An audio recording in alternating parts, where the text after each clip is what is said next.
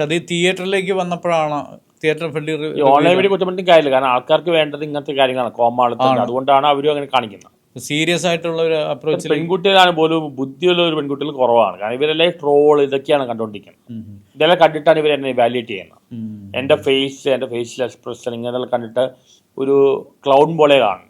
അത് വളരെ രസം തോന്നിയില്ല. കാരണം ഞാൻ അങ്ങനത്തെ ആളല്ല. ഇപ്പം എന്നോട് ചില ആൾക്കാർ പറയും നിങ്ങൾ എൻ്റർടൈൻ. ഞാൻ എൻ്റർടൈൻമെൻറ്റ് ഒന്നും ചെയ്തിട്ടില്ല. ഇതുവരെ ആരും എൻ്റർടൈൻ ചെയ്യാൻ വേണ്ടി ഒന്നും ചെയ്തിട്ടില്ല. ഇത് വളച്ചൊടിച്ചതാണ്. മീഡിയക്കാർ പലത് വളച്ചൊടിച്ചതാണ്. ഇപ്പം പെരയിലാണ് നീട്ടി കാണിക്കുന്നതാണ്. ഇത് വളച്ചൊടിച്ചതാണ്. എൻ്റെ ഫേഷ്യൽ എക്സ്പ്രഷൻ, സംസാര രീതി ഇതെല്ലാം വെച്ച് ഉണ്ടാക്കുകയാണ്. താങ്കൾ പ്രസന്റ് ചെയ്തതെല്ലാം സീരിയസ് ആയിരുന്നു. ഞാൻ സീരിയസ് ആയിട്ടാണ് പറഞ്ഞത്. ഇവരത് വേറെ രീതിയിൽ ആക്കിയിരിക്കുകയാണ്. അല്ല മീഡിയക്ക് നല്ല പങ്കുണ്ട്, ട്രോളന്മാർക്ക് നല്ല പങ്കുണ്ട്. അപ്പൊ ഈ അലൻ ജോസ് പെരേരയൊക്കെ ആയിട്ട് ഒരു ഫ്രണ്ട്ഷിപ്പ് വന്നല്ലോ. നല്ല ഉണ്ട്. പക്ഷെ പെരേരല്ല ഞാനന്ന് ആദ്യമായിട്ട് ഇന്റർവ്യൂവിൽ അറിഞ്ഞു കൊടുത്താൽ ഞാൻ വന്ന് വൈറലായില്ലേ, ഒരു വർഷം ശേഷം വൈറലായത്. പുള്ളിയാണ് ഈ കോമാളിത്തം കൊണ്ടുവന്നത്. അതുവരെ നന്നായി പോയിക്കൊണ്ടിരുന്നതാണ്. എന്നെ ഇന്റർവ്യൂ ചെയ്ത രാഹുൽ ഈശ്വർ അല്ലെങ്കിൽ രഞ്ജിനി മേനോൻ അങ്ങനത്തെ ആൾക്കാരൊക്കെ ഇന്റർവ്യൂ കൊണ്ടിരുന്ന. പിന്നീട് ഇത് കോമാളിത്തം പോലെയായി. പിന്നെ വന്ന ആൾക്കാരെല്ലാം ആ ട്രാക്കാണ് ഫോളോ ചെയ്തത്. അപ്പൊ പിന്നെ തോന്നിയില്ലേ ഈ അലൻ ജോസിന്റെ കൂടെ കൂടി കഴിഞ്ഞാൽ ഞാൻ പിന്നെയും കോമാളിയാവും? അയാൾ ഇപ്പോഴാണ് പറയുന്നത്. പണ്ടല്ല അയാൾ ഫുള്ളി എന്റെ പറയുക ഒരു റിവ്യൂ പറയാൻ പോലും സമ്മതിക്കില്ല. കൂടെ വന്ന് സംസാരിക്കുക, ശരിക്കും ഒരാൾ യൂസ് ചെയ്യുക. എന്നോട് പല ആൾക്കാർ ഒതുക്കാനാണ് പറഞ്ഞത്. പക്ഷെ ഞാൻ അങ്ങനെ ചെയ്തിട്ടില്ല. ഇപ്പോഴും നിങ്ങൾ ഫ്രണ്ട്സ് ആയിട്ട് പോകുന്നുണ്ട്? ഫ്രണ്ട്സിന് അയാൾ വളരെ ഓപ്പർച്യൂണിസ്റ്റിക് ആണ്. അയാൾക്ക് ആവശ്യമുള്ള ഇതേ ഉള്ളൂ. എല്ലാം പ്ലാൻ ചെയ്ത് വന്ന ആളാണ്. പുള്ളിയെ കൊണ്ടുവന്ന ആൾക്കാരെ പുള്ളി മറന്നുപോയി. വേറെ 2 പേരുണ്ട്. അവരെയായിട്ടൊന്നും പുള്ളിക്ക് ബന്ധമില്ല. ടിപ്പിക്കൽ ഒരു കോൺഗ്രസ് രാഷ്ട്രീയക്കാരനാവേണ്ട ആളാണ്. മറികണ്ടൻ ചാടാണ്, കുതുകാൽ വെട്ടാണ് നന്നായിട്ട് അറിയാവുന്ന ആളാണ്. ജയിലിൽ കിടന്ന ദിവസം ഒരു 12 ദിവസം അതിലേറ്റവും പോസിറ്റീവായിട്ട് ഉണ്ടായിരുന്ന തോട്ട്സ് എന്തായിരിക്കും, അല്ലെങ്കിൽ എക്സ്പീരിയൻസ്? ജയിലിൽ നിങ്ങൾ പറയുന്ന ഞാനങ്ങനെ പോട്ട ആളല്ല. അതല്ല, ഇത് പിന്നിലുള്ള ഒരുപാട് എൻ്റെ പേരിൽ ഒരു ട്രാൻസ്ജെൻഡർ കേസ് വന്നു. ഞാൻ ആളെ കണ്ടുകൊള്ളുമില്ല. ഹേമ കമ്മിറ്റി പോയി സംസാരിച്ചപ്പോൾ എനിക്ക് എത്ര കൊണ്ടുവന്ന് എൻ്റെ ഒന്ന് ഒതുക്കാൻ വേണ്ടി ചെയ്തതാണ്. ഈ ജയിലിൽ പോകുന്ന കേസ് പറഞ്ഞാൽ അതിനെ ഞാൻ പറഞ്ഞ സ്റ്റേറ്റ്മെൻറ്റ് അതിൻ്റെ കീഴിൽ എല്ലാവരും ആ പ്രേക്ഷകർ മുഴുവൻ പറഞ്ഞത് ഇയാൾ പറഞ്ഞത് കറക്റ്റാണ് പറഞ്ഞത്. അതെല്ലാം തുടരും പറഞ്ഞ സിനിമയ്ക്ക് റിവ്യൂ എടുക്കാൻ വേണ്ടി എന്നെ അറസ്റ്റ് ചെയ്തെന്ന് പറയണം. അതിന് പിന്നെ സിനിമാക്കാർക്ക് ഒരുപാട് കളിയുന്നുണ്ട്. തുടരും സിനിമയ്ക്ക് ഞാൻ റിവ്യൂ എടുക്കാൻ പാടില്ല. ഏതെങ്കിലും നടിക്ക് ഇതിനകത്ത് പങ്കിട്ടതായിട്ട് പറഞ്ഞിട്ടുണ്ടോ?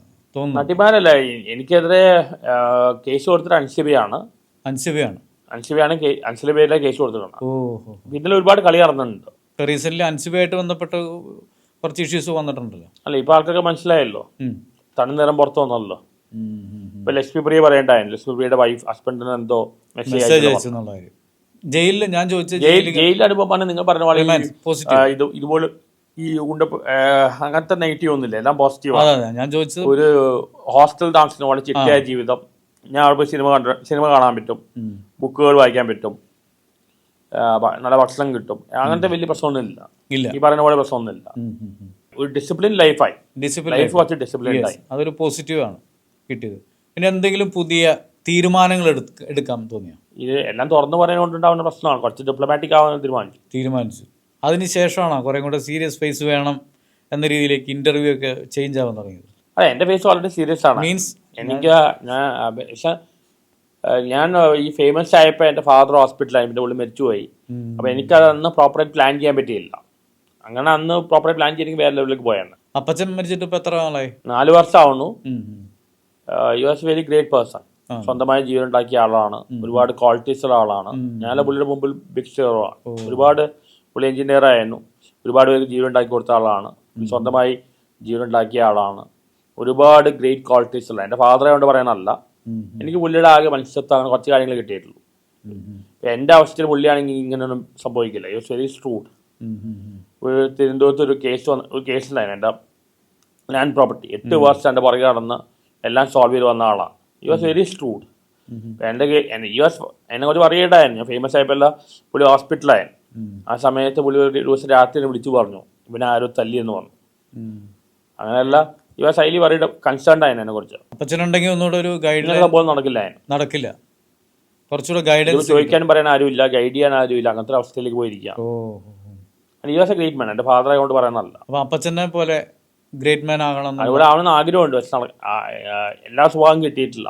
പരിശ്രമിക്കുന്നു. എന്നെ കുറിച്ച് ആൾക്കാർ എന്തെങ്കിലും മോശം പറയുമ്പോൾ എനിക്ക് വിഷമമാണ്. വർക്കിസ്ഥാന്റെ മകൻ ഇങ്ങനെ ആയെന്ന് പറയുമ്പോൾ വിഷമമുള്ളൂ.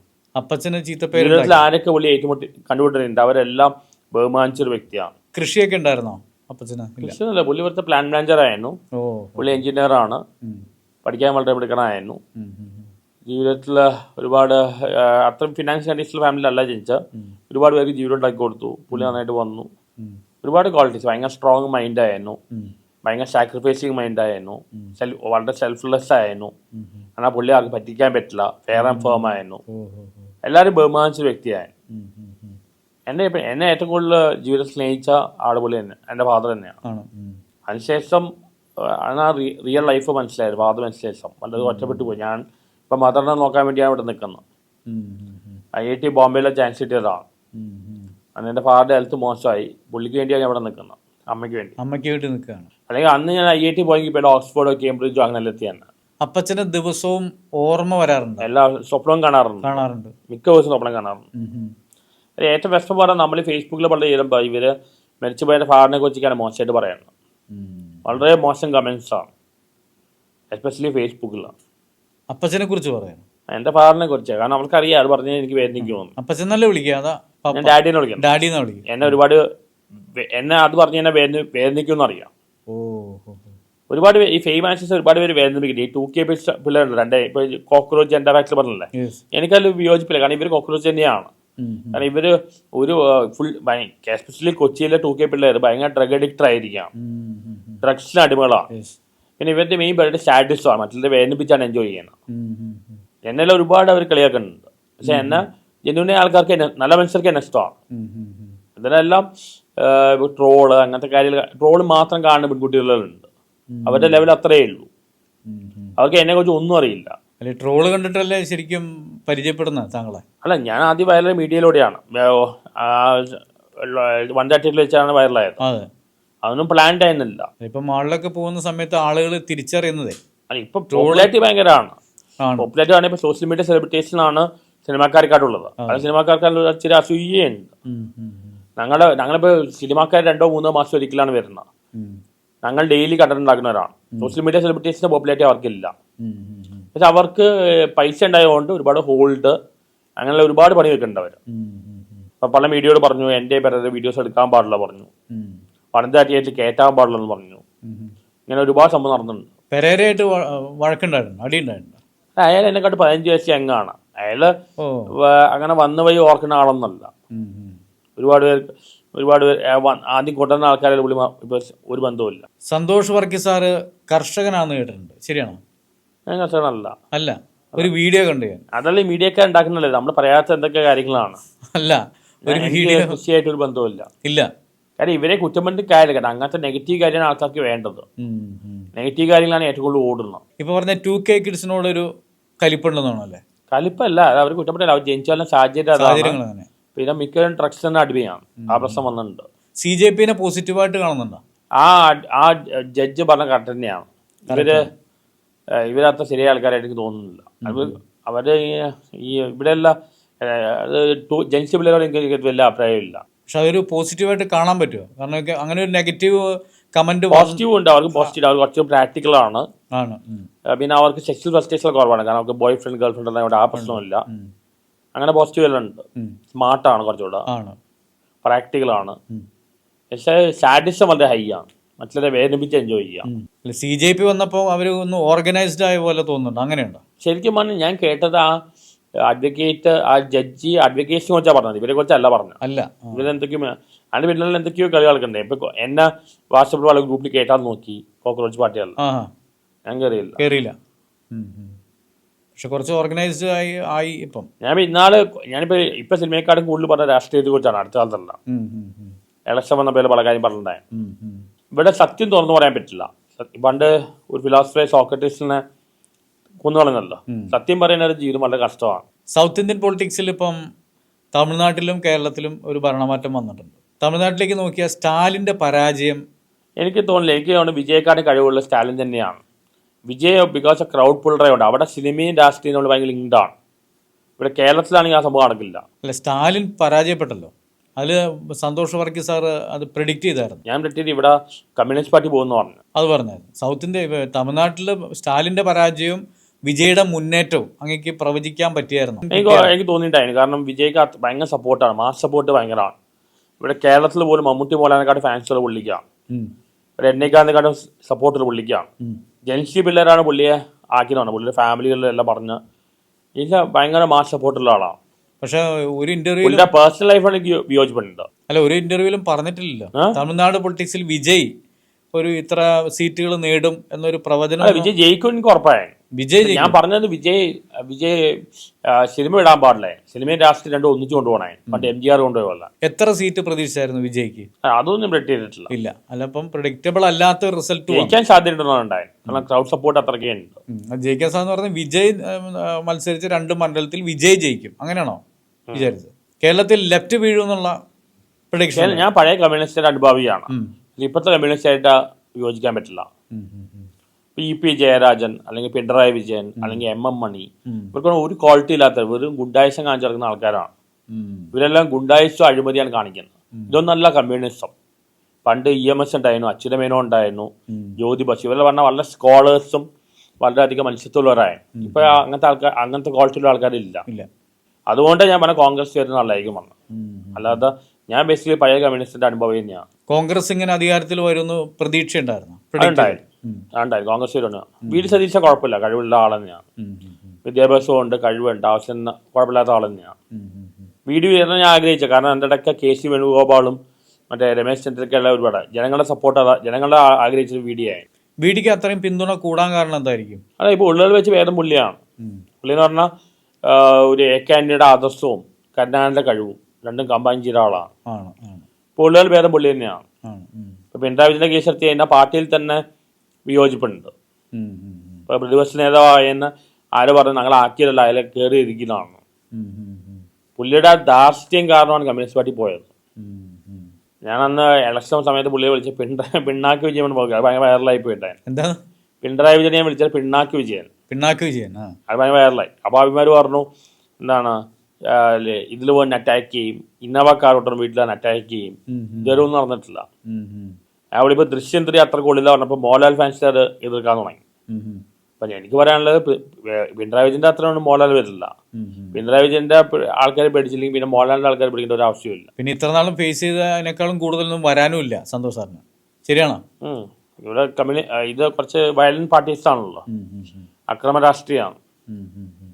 എന്നോട് പറഞ്ഞ TP ചന്ദ്രശേഖരൻ 51 വെട്ടുവെട്ടിയാണ്, അതേപോലെ വെട്ടുമെന്ന് പറഞ്ഞതാണ്. ഇവർക്കെല്ലാം എന്ത് തോന്നിവാസം കാണിക്കുക, ഇവർക്കെതിരെ ഒന്നും പറയാൻ പാടില്ല. അതെങ്ങനെ ഭീഷണി ഫോണിലും വന്നു, കമന്റ്സിലും ഉണ്ടായിരുന്നു. ഞാൻ ഇതിന് അന്നിട്ടപ്പോൾ എല്ലാവരും പോസിറ്റീവായിട്ട് പറഞ്ഞു. ആർക്കും പിണറായി വിജയൻ ഭരണത്തിൽ തുടരണമെന്ന് ആഗ്രഹമില്ല. തമിഴ്നാട് പൊളിറ്റിക്സിലേക്ക് നോക്കിക്കഴിഞ്ഞാൽ സ്റ്റാലിന്റെ പരാജയത്തിന്റെ കാരണം എന്തായിരിക്കും? സ്റ്റാലിന്റെ കുഴപ്പമല്ല, വിജയുടെ മാസ് അപ്പീൽ. അവിടെ കേരളത്തിലാണെങ്കിൽ ഇപ്പൊ മമ്മൂട്ടി പോലെ ഇലക്ഷന് ജയിക്കണമില്ല. ഇവിടെ രാഷ്ട്രീയം സിനിമയും തമ്മിൽ ബന്ധവുമില്ല. ഇവിടെ ആൾക്കാർ ഏറ്റവും കൂടുതൽ ഇമ്പോർട്ടൻസ് കൊടുക്കുന്ന രാഷ്ട്രീയത്തിനാണ്, സിനിമയ്ക്കല്ല. അവിടെ സിനിമയും രാഷ്ട്രീയം നമ്മൾ ഭയങ്കര ലിങ്ക്ഡാണ്. സിനിമാക്കാർ അവർക്ക് ദൈവങ്ങളെ പോലെയാണ്. ആ ഒരു ഇതിൽ വിജയുടെ ഒരു മാസ് സപ്പോർട്ടോടെ കയറിയതാണ്. വിജയ്ക്ക് എന്തെങ്കിലും പ്ലാനിങ്, വർഷങ്ങളുടെ പ്ലാനിങ് പദ്ധതിയൊക്കെ നേരത്തെ ഉണ്ടായിരുന്നല്ലോ. ജനനായക സിനിമയിൽ അത് ബേസിലുണ്ടാക്കിയതാണല്ലോ. പ്ലാനിങ്ങിലുണ്ടായിരുന്നു. പക്ഷെ ആദ്യം പുള്ളിയുടെ ഫാമിലി നോക്കണം, പിന്നെയാണ് നാട് നോക്കേണ്ടത്. പുള്ളി ഭാര്യയും 2 മക്കളുണ്ടായിട്ട് ചെയ്യുന്നത് ശരിയല്ല. അത് വിജയനും ശരിയല്ല, തൃശ്ശ ചെയ്യുന്നതും ശരിയല്ല. സോൾവ് ആയില്ല അത് ഭാര്യയായിട്ടുള്ള വിഷയം? ഡിവോഴ്സ് ഉണ്ടായെന്ന് തോന്നുന്നു. മകനെ എതിർപ്പുണ്ട്. ആദ്യം ചാരിറ്റി ബിഗൻസ് അറ്റ് ഹോം, ആദ്യം ഫാമിലിയാണ് ശരിയാക്കേണ്ടത്. മകൻ ഈ ഫ്രെയിമിലൊന്നും വന്നിട്ടില്ല അല്ലേ? മകൻ അമ്മയുടെ ഒപ്പം, വൈഫിനൊപ്പമാണ് പുള്ളിയുടെ. ഈ ഇലക്ഷൻ റിസൾട്ടിന് ശേഷം മകനൊന്നും ഈ ഫ്രെയിമിൽ വന്നിട്ടില്ല. പോപ്പുലാരിറ്റി കൊണ്ട് മാത്രം തമിഴ്നാട്ടിലെ രാഷ്ട്രീയത്തിൽ വിജയിക്കാൻ പറ്റും തോന്നുന്നുണ്ടോ? ഞങ്ങളുടെ പണ്ട് MGR മറ്റെല്ലാം വന്നത്. രജനീകാന്തിന് അത്ര പറ്റിയില്ല. ഇപ്പം അവിടെ മികച്ച നടന്മാരൊന്നും ഇപ്പം കമലഹാസൻ അല്ലെങ്കിൽ ശിവാജി ഗണേശൻ ഇവർക്കൊന്നും വലിയ മാസ് സപ്പോർട്ടില്ല. MGR ഇവിടേക്ക് ഭയങ്കര ഇതായ. MGRനൊക്കെ ഒരു പൊളിറ്റിക്കൽ വ്യൂ ഉണ്ടായിരുന്നു തോന്നുന്നു. MGR സപ്പോർട്ട് ഉണ്ടായിരുന്നെങ്കിൽ ആസ് എ പൊളിറ്റീഷ്യൻ അത്ര സക്സസ്ഫുൾ ആയിരുന്നില്ല. എനിക്കൊന്ന് വിജയ് അങ്ങനെ ആവണമില്ല. പക്ഷെ വിജയുടെ ക്യാബിനറ്റിൽ നല്ല ക്വാളിഫൈഡ് ആൾക്കാരാണ്. പുള്ളിക്ക് നല്ല ഭരണാധികാരിയായിട്ട് തുടരാൻ പറ്റും തോന്നുന്നുണ്ടോ? അത് ഇന്ന് തെളിയിക്കണം. പുള്ളി ഒരു പൊളിറ്റിക്കൽ ബാക്ക്ഗ്രൗണ്ട് ഇല്ല, ഇന്ന് തെളിയിക്കേണ്ടി വരും. മുഖ്യ ശത്രു ആരായിരിക്കും വിജയുടെ? പൊളിറ്റിക്കൽ ശത്രു ആരായിരിക്കും? സ്റ്റാലിൻ തന്നെയായിരിക്കും. സ്റ്റാലിൻ അസംബ്ലിയിൽ ഇല്ലാതെ എങ്ങനെ വിജയ്ക്ക് എതിരെ ഫൈറ്റ് ചെയ്യാൻ സാധ്യതയുണ്ട് സ്റ്റാലിൻ? കരുണാനിധിയുടെ മകനാണല്ലോ. കരുണാനിധി അത്ര സിമ്പിൾ ആളൊന്നല്ല. അയാളുടെ കുറെ ക്വാളിറ്റികൾ അയാൾക്കുണ്ട്. അപ്പൊ ഉദയനിധിയിലേക്ക് കൂടെ ചിലപ്പം സ്റ്റാലിൻ നല്ലതായിട്ട് ഭരിക്കണ്ടായിരുന്നു. എന്താണ് സ്റ്റാലിൻ പോകാൻ ഇത്രയും മാസ് ഫീൽഡ് കൊണ്ട് പോയതാണ്. സിനിമാക്കാരുടെ പോപ്പുലാരിറ്റി കൊണ്ട് പോയതാണ്. സിനിമ തമിഴ്നാട്ടിൽ സിനിമ എന്ന റിലീജിയൻ പോലെയാണ്. എന്തുകൊണ്ട് ഇവിടെ മലയാളം സിനിമയ്ക്ക് അത്രയും മാർക്കറ്റ് കിട്ടുന്നില്ല? ഇപ്പൊ മോഹൻലാൽ ശ്രമിക്കേണ്ടത്. കാരണം ഇവിടുത്തെ ആളുകൾക്ക് പൈസ കൊടുത്തവർക്ക് സിനിമ കാണാൻ വലിയ താല്പര്യമൊന്നുമില്ല, പഴയ ജനറേഷൻ അല്ല. അതുകൊണ്ട് മാർക്കറ്റ് കൂട്ടാൻ വളരെ ബുദ്ധിമുട്ടാണ് ഇവിടെ. ഇവിടെ സിനിമയ്ക്ക് അങ്ങനെ പ്രത്യേകിച്ച് വലിയ വിലയൊന്നുമില്ല. എല്ലാവരും രാഷ്ട്രീയത്തിന്റെ പുറകെയാണ്. പണ്ട് പ്രേം നസീർ ഇലക്ഷൻ നിൽക്കാൻ നോക്കിയിട്ട് തോക്കുന്ന് പറഞ്ഞിട്ട് പിന്മാറിയതാണ്. പേഴ്സണൽ ലൈഫിലേക്ക് വന്നാലേ കൂടെ നിന്നിട്ട് അല്ലെങ്കിൽ കൂടെ നിൽക്കുന്നവരെ വിശ്വസിക്കാൻ പറ്റില്ല എന്ന് തോന്നുന്ന ഘട്ടങ്ങളുണ്ടായിരുന്ന? ആരും വിശ്വസിക്കാൻ പറ്റില്ല. ഈ കൂടെ നടക്കുന്ന ആൾക്കാർക്ക് ആർക്കും ഒരു ആത്മാർത്ഥതയില്ല. കൂടെ നടക്കുന്ന ആൾക്കും ഒരു ആത്മാർത്ഥതയില്ല. പണ്ട് സിനിമയുടെ അബി പറഞ്ഞില്ലേ, മകനോട് പറഞ്ഞില്ലേ, കൂടെ നടക്കുന്ന ആൾക്കാരെ വിശ്വസിക്കാൻ പറ്റില്ല. ഇവരെല്ലാം ഇപ്പൊ എല്ലാവർക്കും ഇപ്പൊ മമ്മൂട്ടി മോഹൻലാലിന്റെ എർത്തുകളുണ്ട്, ചുറ്റും കുറച്ച് ആൾക്കാരുണ്ട്. അവരെല്ലാം അവരുടെ സ്വാർത്ഥ താല്പര്യം നമ്മൾ ഉപയോഗിക്കും. ഒരാളും വിശ്വസിക്കാൻ പറ്റില്ല. ഈ ജയിലിൽ കിടന്ന സമയത്ത് അടുപ്പുള്ള ആരെങ്കിലും വന്ന് സഹായിച്ചോ? അന്നാണ് കുറച്ച് ജെന്യൂനെ ആൾക്കാർ ഒന്ന് കാണാനല്ല വന്നത്. അവര് ജെന്യൂനാന്നുള്ളത് പ്രൂവ് ചെയ്തു. ബാക്കി വളരെ മാറി നിൽക്കുക ചെയ്ത. വരുമെന്ന് പ്രതീക്ഷിച്ച ആരെങ്കിലും വരാതിരുന്നുണ്ട്. അവരായിട്ട് ഫ്രണ്ട്ഷിപ്പ് കണ്ടിന്യൂ ചെയ്തോ അതോ കട്ട് ചെയ്തോ? റെസ്പോണ്ട് ചെയ്യുന്ന വിചാരിച്ച് അവിടെ വരുമെന്ന് വിചാരിച്ചാൽ ആരും പലരും വന്നിട്ടില്ല. അപ്പോൾ ശരിക്കും 12 ദിവസം ഒരുപാട് പേരെ മനസ്സിലാക്കാനുള്ള ദിവസങ്ങളായിരുന്നില്ലേ? എത്ര ആരേക്ക് വിശ്വസിക്കാൻ പാടില്ല എന്ന് സന്തോഷ് വർക്കി സാറിന് അന്നാണ് മനസ്സിലായത്. പിന്നെ കുറച്ചുകൂടെ ഒന്ന് സീരിയസ് അപ്രോച്ച്.